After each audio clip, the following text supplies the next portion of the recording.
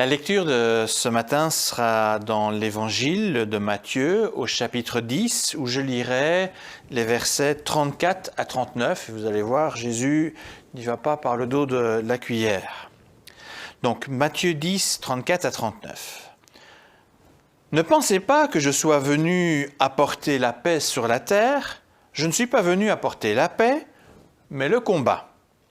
Je suis venu séparer l'homme de son père, la fille de sa mère, la belle-fille de sa belle-mère. On aura pour ennemis les membres de sa propre famille. Celui qui aime son père ou sa mère plus que moi n'est pas digne de moi. Celui qui aime son fils ou sa fille plus que moi n'est pas digne de moi. Celui qui ne se charge pas de sa croix pour marcher à ma suite n'est pas digne de moi. Celui qui voudra garder sa vie la perdra, mais celui qui perdra sa vie à cause de moi la retrouvera. Jusqu'ici, la lecture de l'Évangile pour ce matin. Alors nous avons déjà pu le constater avec le sermon sur la montagne des chapitres 5 à 7. Jésus a l'art de prononcer des paroles qui remuent, qui suscitent un profond étonnement et remettent en question. Des paroles aussi qui impliquent des choix. Ce que nous venons d'entendre est évidemment à nouveau très interpellant. Ne pensez pas que je sois venu apporter la paix sur la terre. Je ne suis pas venu apporter la paix, mais le combat. On se demande quelle mouche a piqué Jésus pour pouvoir tenir de tels propos. Nous serions tentés de dire que ce n'est pas très évangélique tout cela. Et pourtant, c'est bien dans les évangiles que nous venons de lire ces paroles chocs de Jésus. Alors avant d'essayer de comprendre ce que Jésus explique ici, je vous propose une petite séquence flashback. Et je commence avec un premier retour dans le livre du prophète Ésaïe. Un prophète que l'on lit régulièrement, un extrait en fait qu'on l'on lit régulièrement à Noël pour évoquer la naissance du Christ, le Messie tant attendu. Voilà ce qui nous est dit dans Ésaïe 9, les versets 5 et 6. Un enfant nous est né, un fils nous est donné, Dieu lui a confié l'autorité. On lui donne ses titres. Conseiller admirable, Dieu fort, Père pour toujours, Prince de paix. Il doit étendre son autorité et assurer une paix sans fin. Il occupera le siège royal de David et il régnera sur son royaume pour l'affermir et le maintenir en établissant le droit et la justice de Dieu, dès maintenant et pour toujours. Voilà ce que fera le Seigneur de l'univers dans son ardent amour.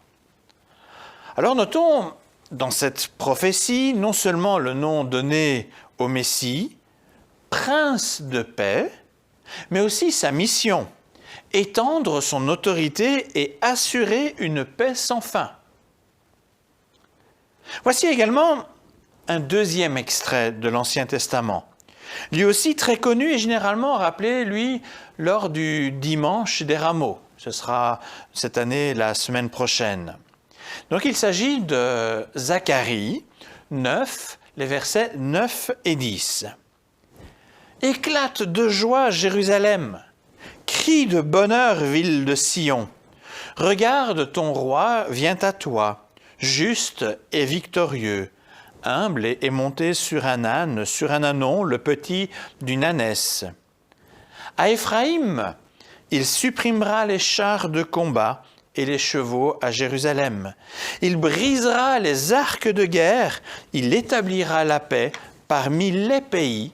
Il sera le maître d'une mer à l'autre, depuis l'Euphrate jusqu'au bout du monde. » Et donc, il est aussi question ici du roi Messie, qui par son autorité établira la paix parmi tous les pays, en brisant les armes de guerre.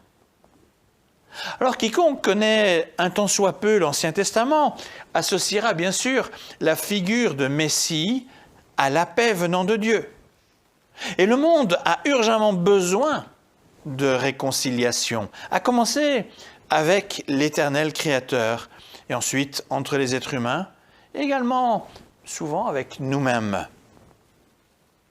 Oui, il y a aussi des luttes au fond de nous, des luttes que seul le Seigneur peut apaiser. Alors Jésus connaît bien ces prophéties anciennes, entre autres celles que je viens de citer, et il connaît nos aspirations de paix. Comment peut-il en arriver à dire qu'il vient non pour la paix, mais pour le combat? Alors que tout au long des évangiles, il revendique justement cette identité de Messie associée à la paix. Est-ce que Jésus n'est pas en train là de commettre une grossière erreur? Alors je vous propose un deuxième flashback. Et celui-ci, il ne va pas aller aussi loin. Il va être tout proche du moment où Jésus prononce ces paroles déstabilisantes. En fait, cela se passe durant le même discours, durant la même prise de parole, mais quelques minutes plus tôt. En fait, Jésus, pour rappeler le contexte de ce texte, Jésus s'apprête à envoyer ses disciples en mission. Et pour les préparer à cette mission, il leur donne ses recommandations.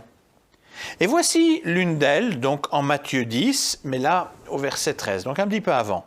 « Si les habitants vous reçoivent, dit-il, que votre souhait de paix vienne sur eux. Mais si les habitants de cette maison ne vous reçoivent pas, que votre souhait de paix revienne vers vous. » C'est donc bien un message de paix que Jésus envoie avec ses disciples. Ces trois passages doivent nous rassurer. Jésus-Christ désire vraiment la paix.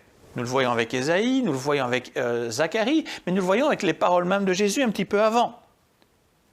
On ne doit pas en douter que c'est bien le message que Jésus veut envoyer.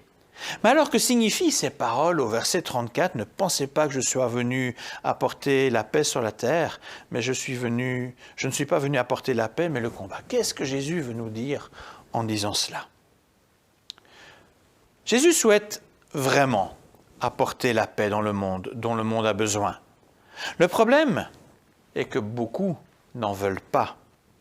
Cela impose en fait de redonner la priorité et la souveraineté à Dieu. Et c'est la raison pour laquelle Jésus dit à ses disciples, si on vous reçoit bien, c'est-à-dire, ça signifie en fait que les gens sont alors réceptifs au message de la bonne nouvelle, eh bien que votre souhait de paix vienne sur eux. Mais dans le cas où cette bonne nouvelle n'est pas acceptée, quand cette bonne nouvelle de paix n'est pas reçue, il n'y a pas de changement possible et malheureusement pas de paix envisageable non plus. La lutte dont parle Jésus est d'abord et avant tout un combat spirituel. Un combat spirituel qui illustre en fait de façon très imagée le livre de l'Apocalypse ou d'autres prophètes dans l'Ancien Testament. Le diable est à l'œuvre dans ce monde pour diviser et non pour rassembler. Et ça, depuis le début, il cherche à semer la discorde. Par sa tromperie, il essaye de convaincre les êtres humains qu'ils n'ont pas besoin de Dieu pour vivre, qu'il n'y a aucune raison de reconnaître son autorité, qu'ils peuvent très bien se déterminer eux-mêmes et se mettre à la place du Créateur pour mener seuls leur vie. Vous pouvez vous débrouiller seul, vous n'avez pas besoin de lui. Voilà ce qu'il veut nous dire. Par sa ruse, par ses mensonges, par ses fausses promesses de liberté, le malin déploie tous ses moyens pour briser les relations et singulièrement la relation entre Dieu et les êtres humains. De cette rupture avec Dieu, entre les êtres humains et Dieu, de cette rupture est apparu le péché, ses pensées, ses attitudes, ses actes qui vont finalement à l'encontre de ce que le Père souhaite pour ses enfants. Alors, outre la rupture avec le Père, ce péché a aussi comme conséquence de fortement détériorer les relations humaines. Il est évident que notre humanité ne vit pas intensément l'amour, la justice et la paix. En fait, que du contraire. Et souvent, ce qu'on appelle amour n'est n'est qu'un placebo d'amour. Ce n'est pas véritablement l'amour comme Dieu en parle. Que de prétextes sont utilisés pour bafouer ce qui pourtant représente nos plus grandes aspirations. Quand Jésus vient, bien entendu qu'il dénonce ce manque d'amour, ce manque de justice. Mais plus encore, il vient combattre le véritable ennemi, le diable. Christ ne déclare certainement pas la guerre aux êtres humains. Au contraire, il sait que chacun est une créature merveilleuse de Dieu, voulue par Dieu dans son amour. C'est par amour pour les êtres humains qu'il est venu sur cette terre en laissant sa gloire céleste. C'est encore par amour qu'il envoie des serviteurs pour annoncer la bonne nouvelle de paix. Mais il sait aussi que ce monde est profondément marqué, touché par l'œuvre du diable et donc aussi hostile à Dieu. Il sait que beaucoup ne veulent absolument pas entendre parler de lui. Ils préfèrent crucifier Jésus qu'entendre son message de paix. Quand Jésus envoie ses disciples en mission, parce que c'est en fait dans le contexte que Jésus a prononcé ces mots, il leur dit également, il leur donne une mise en garde en leur disant « Écoutez, je vous envoie comme des moutons au milieu des loups. Soyez donc prudents comme des serpents, mais innocents comme des colombes. » Pas mais innocents comme des colombes. Je le répète, Jésus veut apporter la paix. De plus, il envoie des disciples apporter la paix. Il met en place une stratégie pour que cette paix puisse être communiquée au plus grand nombre. Mais beaucoup ne veulent pas en entendre parler, car cette paix, en fait, n'est possible qu'en reconnaissant la souveraineté de Dieu. Ils préfèrent tuer Dieu et mépriser tous ses disciples. Alors parce que beaucoup refusent cette autorité divine, préférant continuer leur existence sans écouter Dieu, sans reconnaître ce qu'il donne de bon, cela ne peut qu'engendrer des tensions et des rejets vis-à-vis de quiconque est au service de ce Dieu qui veut apporter la paix. Quand Jésus dit qu'il n'apporte pas la paix mais le combat, il indique par ses paroles que sa venue et son message suscitent et continueront à susciter une vive opposition. Et toute personne qui choisit résolument de suivre le Christ sera en fait inévitablement confrontée à ceux qui le rejettent, parfois même des personnes proches. Alors ce que je viens de dire mérite, je pense, 2 remarques importantes. D'abord, le message qui est apporté reste un message de paix. C'est bien le message que Jésus veut apporter, c'est un message de paix. Et tout chrétien doit rester dans une démarche de paix. Il ne doit jamais être question d'être offensant ou provoquant volontairement le conflit. Jamais Jésus ne propose la violence comme solution. Le pasteur Martin Luther King a fortement abondé dans ce sens. Ça a été ce qu'on appelle souvent un apôtre de la non-violence. Malgré la légitimité de ses revendications pour une meilleure égalité raciale, jamais il n'a choisi la violence comme option pour parvenir à son but. Et en faisant cela, en fait, il suit l'exemple de Christ. Et c'est un exemple aussi pour chacun de nous. Deuxième remarque, il est vrai que ce monde dans lequel nous sommes peut faire peur. Et il est parfois difficile d'être chrétien, et plus encore d'annoncer le message de la bonne nouvelle. Ces difficultés se rencontrent jusqu'au milieu parfois de nos familles. À cause du risque de conflit, on a tendance au repli sur soi ou tendance au silence. Jésus appelle à rester prudent, comme le serpent. Cela signifie de ne pas aller s'exposer inutilement. Mais il ne faut pas pour autant se résigner. Alors concrètement, qu'est-ce que ça veut dire? Tout d'abord, n'oublions pas que nous avons quand même quelque chose d'autre que simplement la communication directe. Il y a d'abord la prière. Je l'ai dit tout à l'heure, c'est en premier lieu un combat spirituel. Si vous allez voir dans Éphésiens 6, la liste des armes spirituelles, vous avez toutes les armes qui sont citées, mais puis vient juste après, je crois qu'on ne doit pas le dissocier du reste, il y a la prière. Ça vient vraiment s'ajouter à tout ce qui précède. Donc Éphésiens 6, 18. Deuxièmement, rappelons-nous cette parole de Paul à son ami Timothée. Il lui dit, pour l'encourager dans son ministère chrétien, dans son ministère finalement de missionnaire, de celui qui va partager la bonne nouvelle, il lui dit « Prêche la parole, insiste en toute occasion, favorable ou non, reprend, censure, exhorte, avec toute douceur et en instruisant. » On ne doit pas s'interdire de partager nos convictions, que du contraire. Toutefois, cela doit se faire avec douceur et de façon constructive. En d'autres mots, pouvoir parler de Dieu, mais toujours avec amour, jamais dans la violence. Troisièmement, il est important d'être cohérent avec soi-même, avec sa foi. Il n'est pas utile, ni même souhaitable, de changer de sa manière d'être selon que l'on soit avec des chrétiens ou non. L'apôtre Paul dénonce ce comportement chez son ami et collègue, l'apôtre Pierre. Tout en étant apôtre, à un moment donné, Pierre a eu un changement de comportement et Paul l'a un peu repris. On peut voir ça dans Galates 2.